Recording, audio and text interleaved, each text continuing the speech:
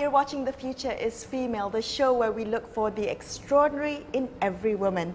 I'm MELISA IDRIS and I'm here today at Dong Cafe in the heart of Ipoh. And joining me on the show is chan-koppen, who is director and food reviewer for Ipoh Echo, which is a community-based newspaper. That's right, yes. It comes out every fortnight. Every 2 weeks. Every 2 weeks, and Yes. it has been in publication since 2006. That's correct. So Sifun, you have been here in Ipoh for the past 20 odd years. Correct. But before that, you've been living, in many places around the world. So let's begin there. How did you end up in Ipoh back in 1990s? Yes, well, I grew up in Singapore, and then I've lived in Tokyo. I lived in Hong Kong for over 20 years. Mm-hmm. And then at some point, I got very tired of the hustle and bustle, and I was looking for a quieter place to go to. And at that time, I had a flat in Kuala Lumpur, and I thought, well, Kuala Lumpur has to be a bit more quiet than Hong Kong, and I moved there. And then I found out it wasn't. It really is very bustling too. And then Ipoh happened by serendipity. I had a university mate whom I used to come up, and she used to come up to visit her mother. I see. And I would follow her. Okay. And I fell in love with Ipoh the moment I saw the limestone hills. And then meeting the people here, they're so friendly, so warm and welcoming. And you stayed. And so it's not just the fact that you came, but you stayed for so long. Exactly, it was love at first sight. Mm-hmm. And then when I decided that KL was too busy for me, I said Ipoh is the perfect place. This is a lovely, warm and welcoming town. Well, you are, many people have said, Ipoh's best ambassador. And it is a lovely town to live in, but it's also a lovely town to visit. And Ipoh has done so much to position itself as not just a tourist destination, but also a destination for foodies. So, a food haven of sorts. I want to talk a little bit about that because, you write a food review on Ipoh Echo called Musings of Food. That's right. That's yes, right. So, yes. Let's talk a little bit about how food became the center of your professional life. Well, it's actually growing up in the kitchen with my grandmother. And food for us was always about celebrating. And food, it became a passion for me. Mm-hmm. And that's where, by osmosis, I learned how to cook, etc. And then, of course, when I lived in Hong Kong, I was in the hotel business for over 25 years. I've been in the hotel business. I was very much involved in F&B, concepts. I traveled the world. I ate at the most roughest places and the best Michelin star restaurants. And so food was always an interest. And in fact, when I graduated from university, I used to write a food column in Singapore. So this has always been a passion of yours? Absolutely, a passion. And you know what? The funny thing is, it's so much part of our lives. As Malaysians, as Asians, we are constantly thinking about food. We're thinking about food while we're eating food, and then mentally critiquing the food and talking about food. We finish as we're having one meal. We're talking about where to go next. My family does that all the time. Absolutely, and me and my friends, we do that. And because now I'm the acknowledged foodie, and I'm always being asked by my friends, where's the next new place? Well, and you've put that knowledge to good use because you wrote a book in 2013 on Ipoh Food Guide, so to speak, and an updated version was just released. That's right. The latest one came out late last year, and it's called the Foodie's Guide number 2. And this one is actually a very easy reference source for people. The photographs are beautifully taken. It's taken by the one who's listed as co-author, somebody who worked with me, Vivian Lang. She's done all the photographs, and people are really, really taken by the photographs. And I've kept it very simple this time. It's just photos, names of places, full addresses, and it features like 14 food categories, and it has 100 restaurants and 300 food stalls. All right, so talk to me about the branding of Ipoh food, because Ipoh food has gone through a bit of an evolution, right? So as you mentioned, 14 food categories. It can range from almost hawker street food to the gentrified coffee hipster cafes of, from the Melbourne cafes that we're seeing mushrooming all over Malaysia. Yes. So there's a wide variety now in Ipoh. Let's talk about how it's changed over the years, in your observation. Mm-hmm. When I first arrived, it was discovering the little gems of coffee shops that does all this jichao, and finding one that is well priced and good quality, and that was mainly what it was. And there was only, like, when I first arrived, there was only one Western restaurant that was really good, and that was when Indulgence opened. But gradually over the years, then Citrus joined the ranks, and Citrus has now remained up there on the top of the Western restaurants. But when it comes to restaurant food, people have become more and more creative. Right. It's like I discovered bamboo biryani. Bamboo biryani? Yes, biryani that's cooked and steamed inside a bamboo. Oh, wow. Yes, or now they've got coconut biryani. And then with the craze over salted egg, and the things they do with salted eggs in the Chinese restaurants. And they're just getting more and more creative now, like discovering they're using black truffles in Chinese cooking, which is absolutely amazing.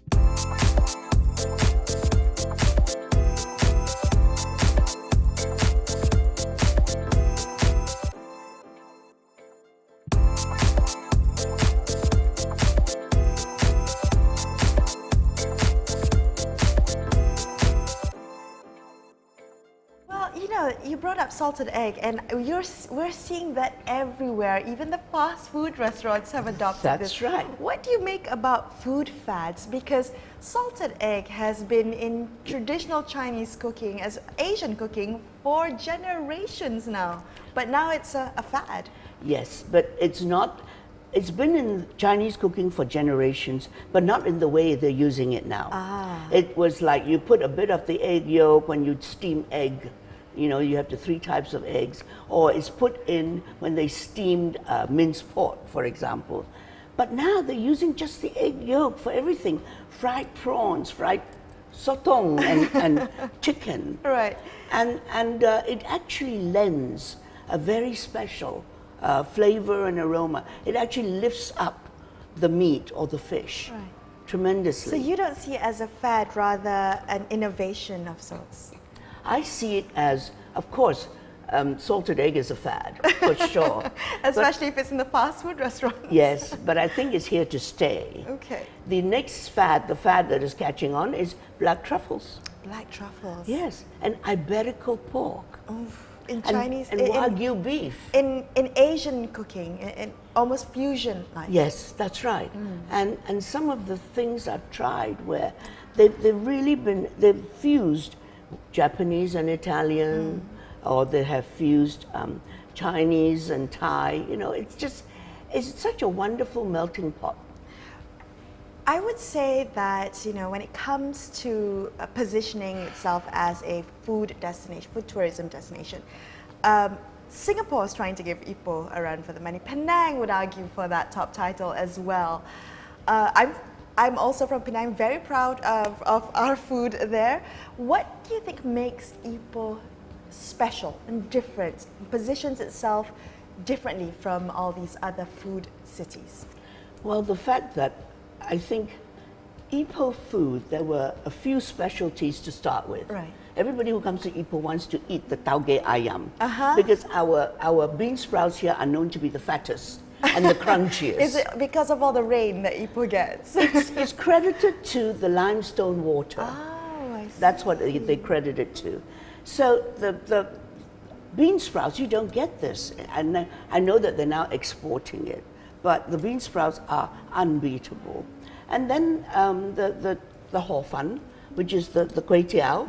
Again, there are two manufacturers of that here in Ipoh, and they make the most yummy-licious, soft, smooth, velvety noodles.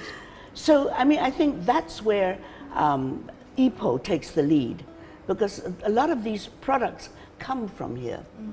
I think Penang is well known for, of course, its char kway teow. And I go to Penang to eat char kway teow also. But their kway teow is not the same as what we manufacture here. Right. And Singapore, sad to say, other than a few places that still do, I mean, there are certain standards I go to Singapore for. I eat the bak chor mee and I eat their chicken rice. But you know, I once went on a frenzy of chicken rice tasting. Sadly, all the chili sauce are sweetened. In Singapore? Yes. Okay. In Singapore. Okay. And there's only one store that I found that doesn't sweeten its chili sauce. What makes good chicken rice to you? For me, I mean, it's very... It's subjective, I'm sure. Yeah, it's my peculiar taste. It's of course the chicken has to be smooth and tender, but for me the most important thing is the chili sauce. It's got to have you have to have separate ginger and separate chili sauce. Right. And the chili, and then I can mix to my heart's content. Sure. And I am not big on sugar. I don't like the way people are now starting to add sugar to things, sauces that are hitherto not meant to be sugared. So I found a lot of the Singapore chicken rice chili sugared. Right. Interesting that you brought up Singapore, because you know Singapore has done such an amazing job branding itself. A lot of the food, I mean, we can do better in Malaysia, but Singapore has done a wonderful job of marketing job. And positioning. Yes. I mean, even Netflix has decided to do a food series there in Singapore. That's right. So what do you think we can learn from Singapore? I think we can learn all about marketing. Because they've done that right, haven't they? They have, they certainly have. They've done that right for the whole city-state. I mean, everybody knows about Singapore, and you know, everybody wants to go to Singapore. The only comment I have about a lot of the, not for all of course, but a lot of the Singapore food stalls, they're getting the ingredients, you know, like your fish balls, like your meatballs, etc., all from factories, all pre-made. Now, here in Malaysia, and certainly I know Ipoh, a lot of the ingredients are still homemade. Right. Yeah. Okay. So to get a fish ball that is homemade, rather than from a factory. And you can taste the difference, can't you? Absolutely. For sure. Yes. What do you think your role is, Sifu, when it comes to the marketing and positioning? So, you know, you talked about what we can learn from Singapore, but how do you see your role in helping Ipoh brand and market itself? Well, only in terms of my food writing. I think that over the years, having been doing this for more than 10 years, I've actually put Ipoh food on people's must-do lists. And of course we had Lonely Planet coming to do an article here. CNN wrote an article about food, although they featured a lot of the hipster cafes, which open and close, you know, but I mean, some of them are good. And it's wonderful to see young people coming back and to start these cafes. And some of them actually have very creative dishes. It's good that you brought up also young people, because you know when you think about Ipoh food heritage, it's often family-run businesses run by the older generation, because the young ones have left to look for jobs in the city. Now, I'd also like to know, I mean, in the years that you've been covering food, that you've been reviewing food, have you seen how these intangible heritage or knowledge gets passed down? I'm worried that we might be losing some of our best food or our best restaurants because it's an older generation not being passed down to the younger. Yes, I think the older generation are more than keen to pass it down. It's just that the younger generation are not interested. However, I'm very heartened to see these hipster cafes opening, because it also comes when I've talked to them, they also are putting in recipes from what they've learned from their parents. I see. There are a few restaurants and stalls where the younger generation have taken over and doing a good job on it.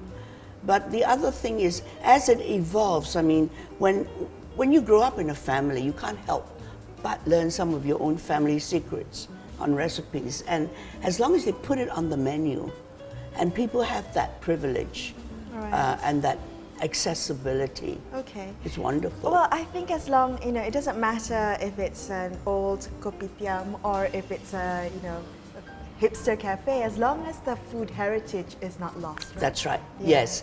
And you can always find the excellent one or two people who can reproduce the old style cuisine. Like here, for example, at Dong Cafe, they have a lot of items on the menu that come from whether it's Nonya Laksa or whether it's the old style fried noodles that are actually, I only found the prawn noodles fried. Prawn noodles fried? Yes, that's a very Singaporean dish, but it's found its way here. So there are, even though the chef is not from an old family, but what the person who created all this went out of her way to source the people who can still cook like that. Well, that's wonderful. So you don't lose the heritage. That's right.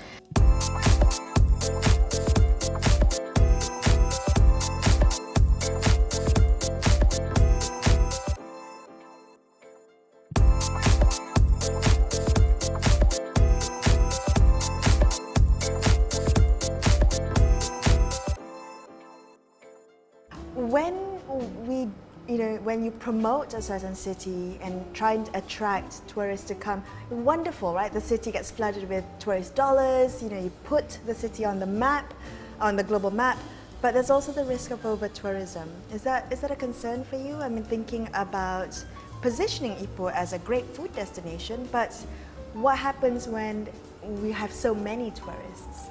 Well, I think the first thing that the state has to take care of is sorting out the traffic issue around this part of Old Town. And I think they are paying attention to it. And then they're also, Perak tourism is now very active in developing tourism products aside from food, outside of food. But of course food is one of the main focus for people coming to Ipoh. And of course not just food, but they come and buy, they shop. They buy all these wonderful biscuits and wonderful sweet things that Ipoh is known for. What would you say, I mean, based on also your book and your personal experience, would you say are some of the cannot miss when you come to Ipoh? So when you come to Ipoh, you cannot miss these things in terms of food and non-food items as well. Oh, non-food items, you mean? Well, I mean, as in non-restaurant, not eating in the restaurant. Okay, well, food items, definitely. Everybody comes looking for the kaisi ho fan, which is the chicken noodle. Right, yes. And then, of course, our curry mee. That's also very famous. And the hakka mee. And then you have wonderful places for Indian, wonderful places for some of the Malay mamak places. And just many, many things here, but specialties. Then they bring home all the biscuits like the heong bang, right? And it's well known for its coconut candy, etc. Non-tourist things, Ipoh is famous for its caves, wonderful caves for exploration. And in fact, there are many caves that actually haven't been explored. Oh wow! As long as they don't go in there and make it commercial. Right. You're worried about, say, perhaps, over commercializing That's these right. natural sites. That's right. The natural phenomenon here is incredible.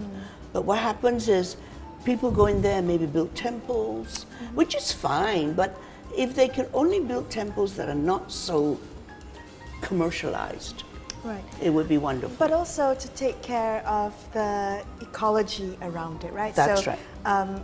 A light footprint when visiting anywhere. Is there any food that you don't like, Sifun? I mean, you're a food reviewer, so there are some things on your to-do list, your must-do list.